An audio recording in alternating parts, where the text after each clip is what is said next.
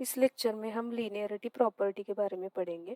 Previous lecture जो था Laplace transform के ऊपर, उसमें हमने जो भी एलिमेंट्री यानी स्टैंडर्ड फंक्शंस है उनका लैप्लास ट्रांसफॉर्म क्या होता है ये हमने पढ़ा था, और कैसे याद रखना है ये भी हमने पढ़ा है। तो इस लेक्चर में हम लैप्लास ट्रांसफॉर्म की first most property that is linearity property के बारे में पढ़ेंगे। बहुत ईजी है। तो क्या है प्रॉपर्टी, चले आइए देखते हैं। तो सपोज देखो, हमारे पास अगर दो फंक्शंस है f of t and g of t, दोनों का लैप्लास ट्रांसफॉर्म हमें पता है। एफ ऑफ टी का लैप्लास हम डिनोट करेंगे कैपिटल एफ ऑफ एस से, और जी ऑफ टी का लैप्लास ट्रांसफॉर्म डिनोट करेंगे कैपिटल जी ऑफ एस से। अगर हमारे पास एक न्यू फंक्शन है, कौन सा वाला फंक्शन है, एफ ऑफ टी को कोई कांस्टेंट मल्टीप्लाई हुआ है, उसमें जी ऑफ टी ऐड हुआ है, और जी ऑफ टी को भी एक कांस्टेंट मल्टीप्लाई हुआ है।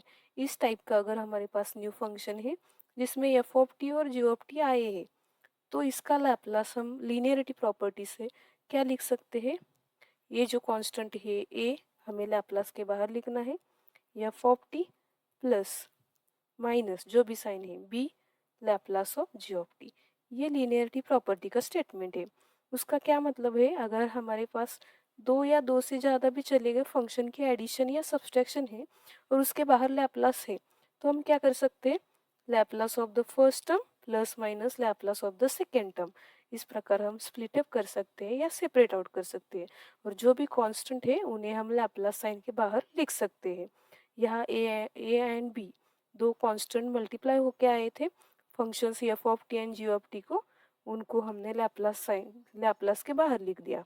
ठीक है, तो ये है लीनियरिटी प्रॉपर्टी। चलो इसका यूज हम करके एग्जाम्पल सॉल्व करते हैं।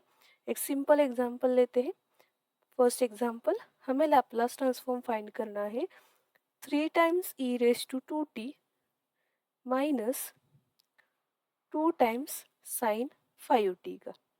ठीक है, ये हमारा क्वेश्चन है, इसका हमें लैप्लास निकालना है। तो आंसर लिखने के लिए इजी नेक्स्ट स्टेप में हम आंसर लिखते हैं, Laplace of e raise to 3 into e raise to 2t minus 2 times sine 5t is equal to.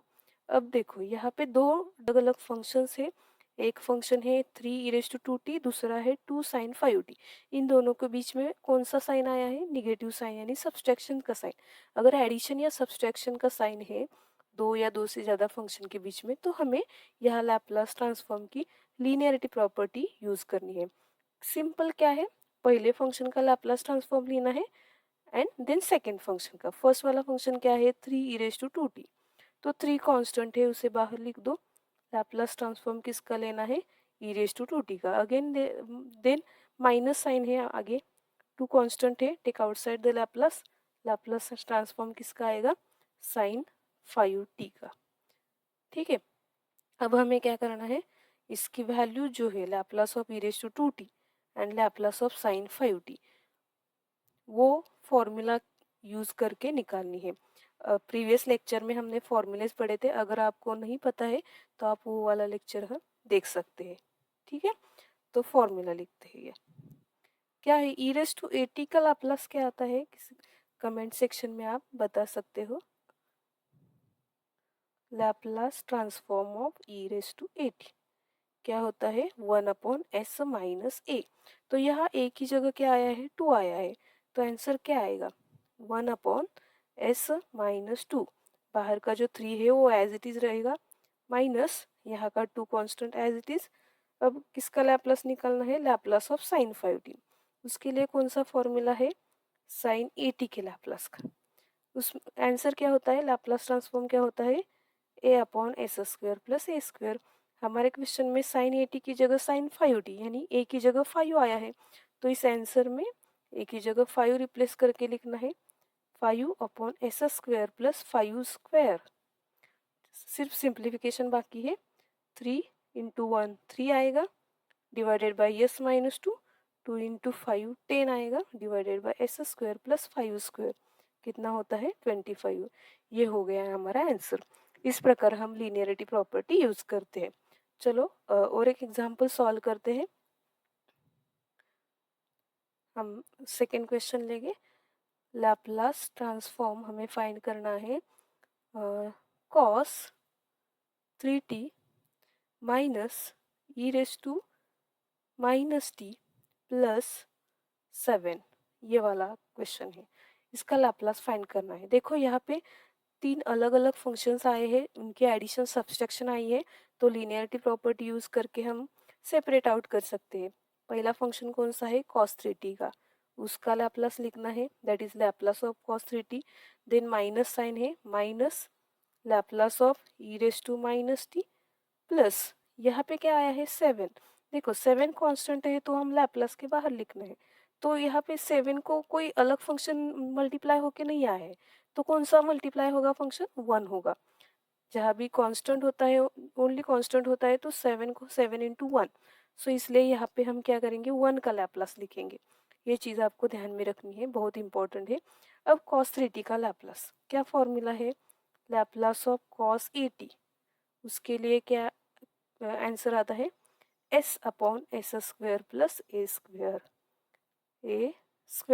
ठीक है, तो यहाँ cos 80 की जगह cos 3t है, तो s upon s square plus 3 स्क्वेयर आएगा, minus Laplace of e raise to minus t है। देखो e raise to minus a t का लैप्लास क्या होता है, 1 अपॉन एस प्लस ए।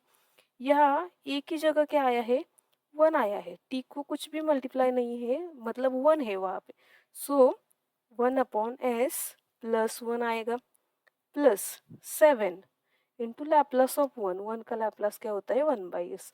ये हो गया हमारा ये answer, s upon S square plus 9 minus 1 upon S plus 1 माइ प्लस 7/s।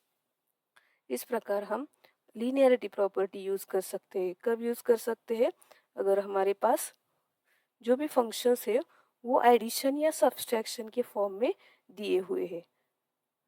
तो मेरा एक क्वेश्चन है, अगर 2 या 2 से ज़्यादा फंक्शंस का मल्टीप्लिकेशन है, सपोज यहाँ पे इस प्रकार आता है example, cos 3t into e raise to minus t multiplication आता है, तो क्या हम लीनियरिटी प्रॉपर्टी यहाँ पे यूज कर सकते हैं क्या, आप इसका आंसर कमेंट सेक्शन में बता सकते हैं। ठीक है, वीडियो पॉज करके आप आंसर दे सकते हैं। तो देखो यहाँ पे मल्टीप्लिकेशन आया है, मल्टीप्लिकेशन अगर आता है तो हम लीनियरिटी प्रॉपर्टी नहीं यूज कर सकते। हम इस टाइप के क्वेश्चन को हम कैसे सॉल्व करेंगे, तो ये हमें आगे आने वाले जो लेक्चर्स है उसमें हम इसके बारे में पढ़ेंगे। तो आज के लेक्चर में हमने क्या देखा, लीनियरिटी प्रॉपर्टी पढ़ी है, जिसका यूज अगर फंक्शन के एडिशन या सब्सट्रैक्शन है और उसका लैप्लास ट्रांसफॉर्म निकालना है तो हम करते हैं।